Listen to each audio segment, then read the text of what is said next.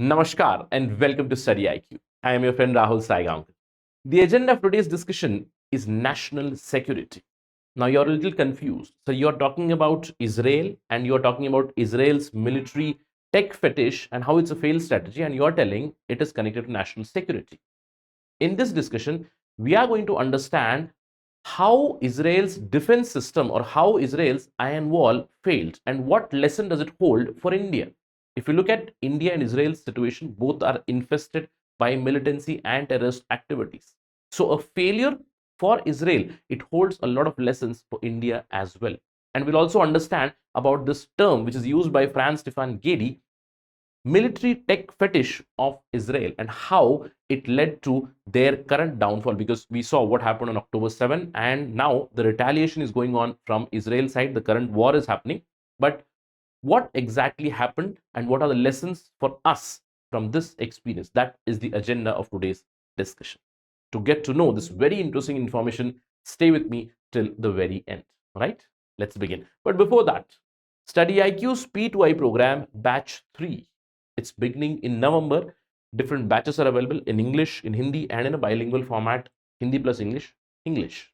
They're starting at different dates. You can choose according to your convenience, English, Hindi, or a bilingual format. This is the most comprehensive program for UPSC civil services preparation, where we will be with you for prelims, for mains, for interview, for all the stages.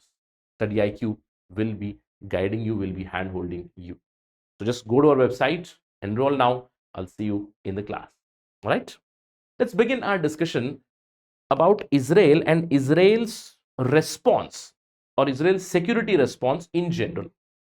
Now, if we look at Israel's security approach, traditionally since 1949 itself, Israel as a country, when it emerged, it was surrounded by the Arabs.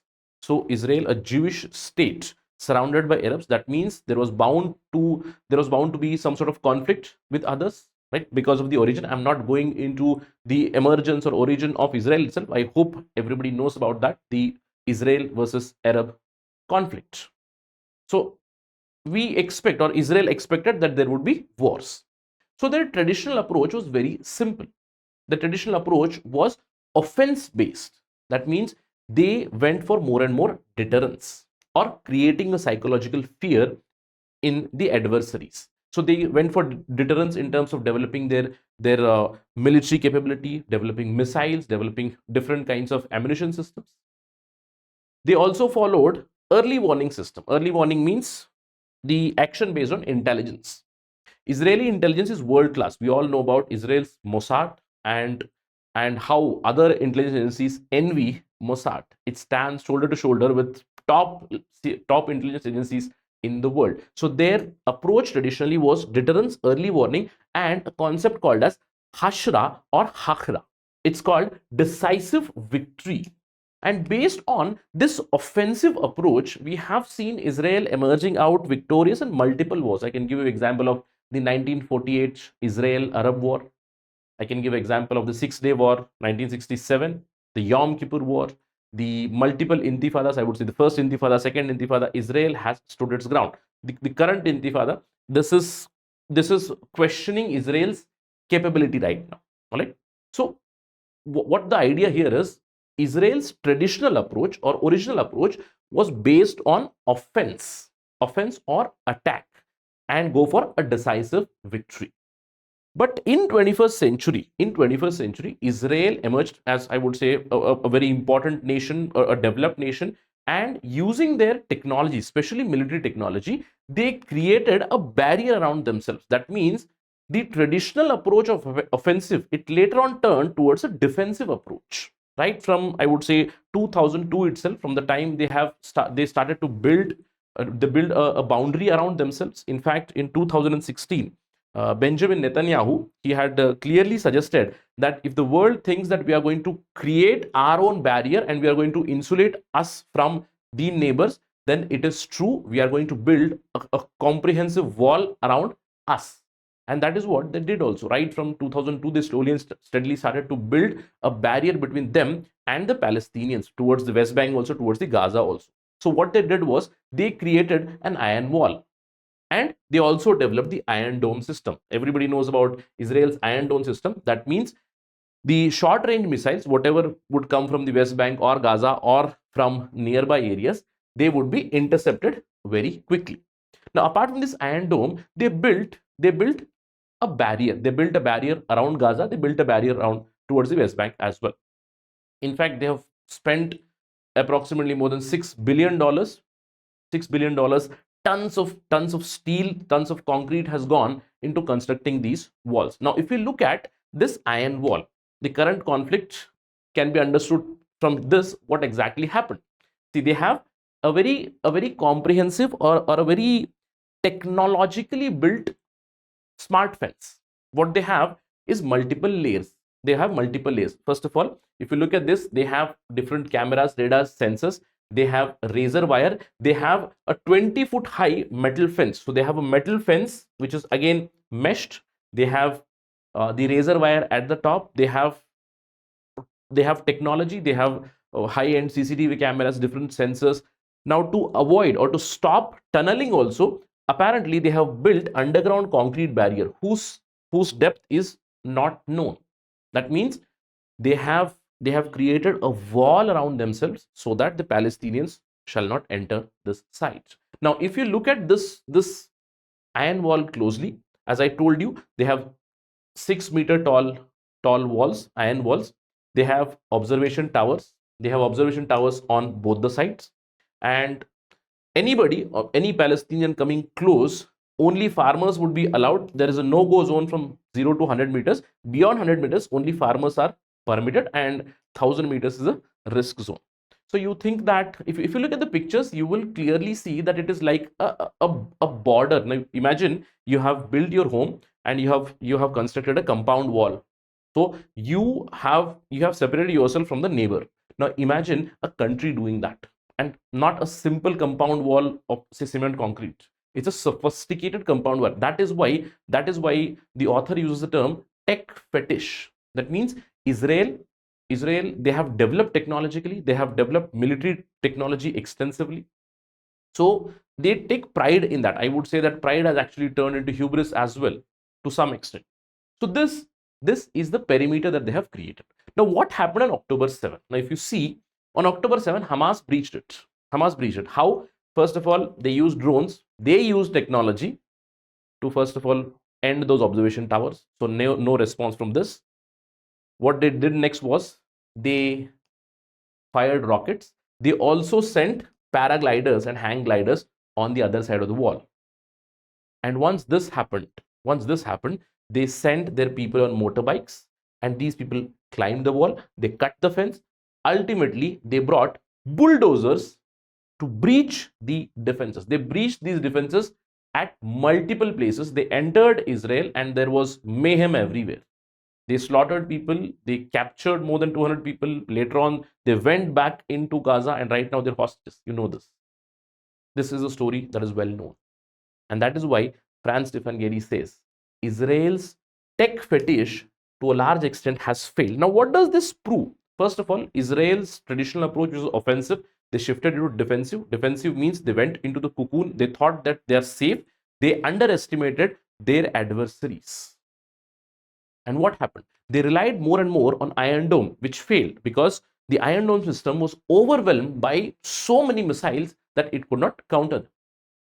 The iron wall was breached. Now, Israelis, they thought, especially I would say in the last decade or so, they thought themselves to be invincible. Why? Because they thought we are cocoon. Now we have a very smart border fence system. People cannot breach it. We have technology. If people come anywhere close to it also, I have cameras, I have sensors, everything would be triggered. I will give a response.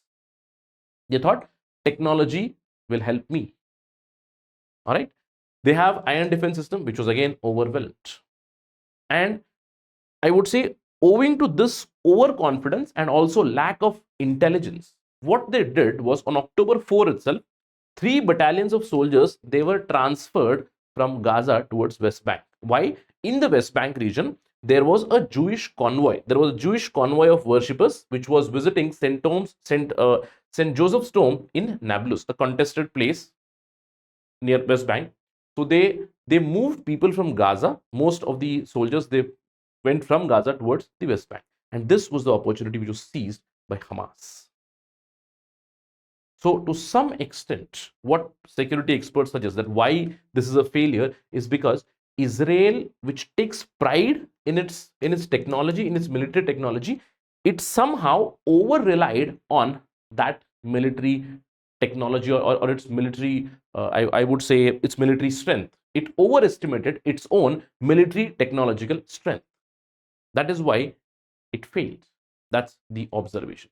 In fact, many analysts do highlight that this was a warning sign which was somehow ignored by the Israelis, because since the time they have gone on a defensive, that is creating a wall or and Iron Dome system along with the arrow system, what has happened is they have gone on a defensive, meaning IDF, the Israel Defense Forces, their approach, the traditional approach of deterrence, is not working anymore. And because of this, the adversaries are gaining more confidence.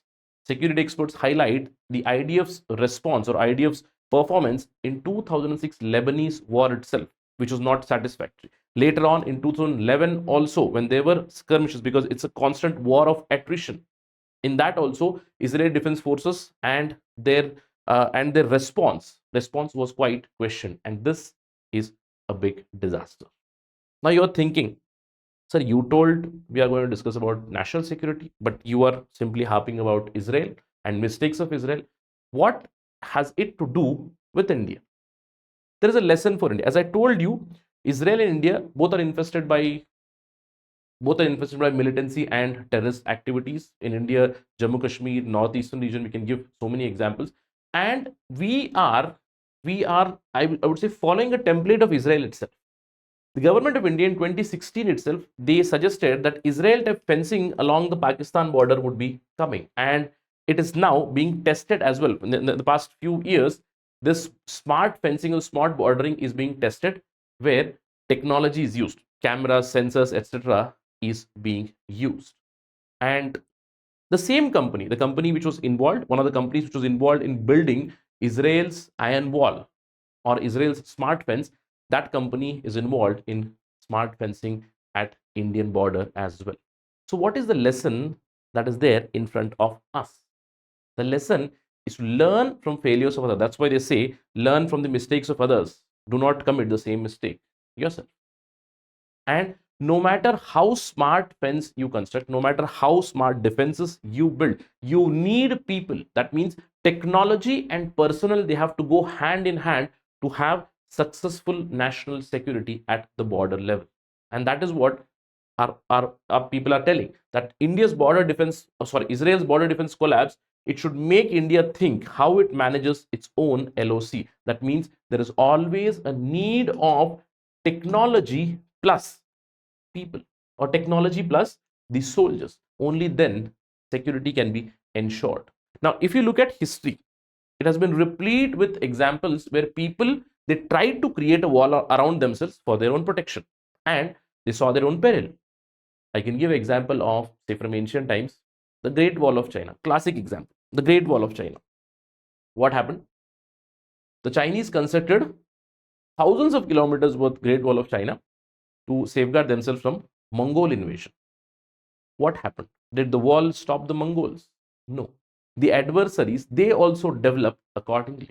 I can give example from during the World War II also. The French, they constructed the Maginot Line, right? And once they constructed the Maginot Line and the Maginot Fort as well, they thought that they're invincible. They thought that the Germans, because the Maginot Line was, of course, reinforced as well, so they were a little overconfident that time.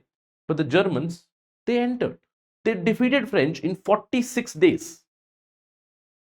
So history has been replete with these examples that if you simply construct a wall and you think that you're safeguarded, then that would lead to your own demise, or it would be rather disastrous. So wherever you see a wall being constructed, people try to breach it. People try to come up with solutions. Say there have been instances of the landmine base approach. People have even found solutions to bypass landmine based security as well, right?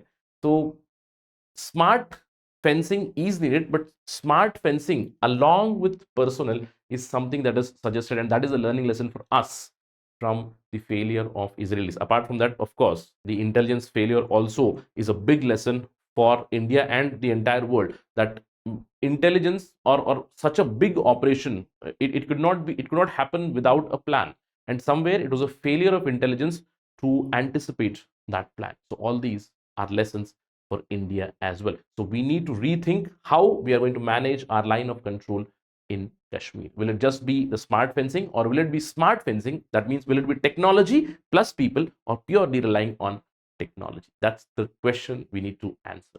And that is the lesson we need to take out of this interaction as well. Let's see what approach India follows.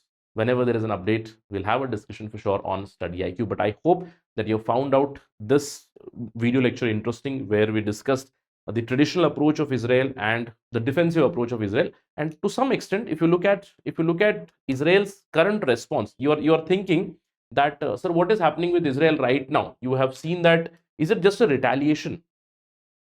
What Israel has done right now after October 7, Israel has retaliated. There are continued airstrikes. They are also going for land invasion. Yes, there is a lot of criticism going on, but it is nothing but their idea of this haka, means decisive victory. That is what Israelis are trying to achieve now as well. That means we can say that they have now reoriented themselves from the defensive approach and gone back to their traditional approach of offense. Whenever there is update, whenever there is any news on this, we will have a discussion on StudyIQ for sure. But thank you for watching this video. I'll see you next time. Jai Hind.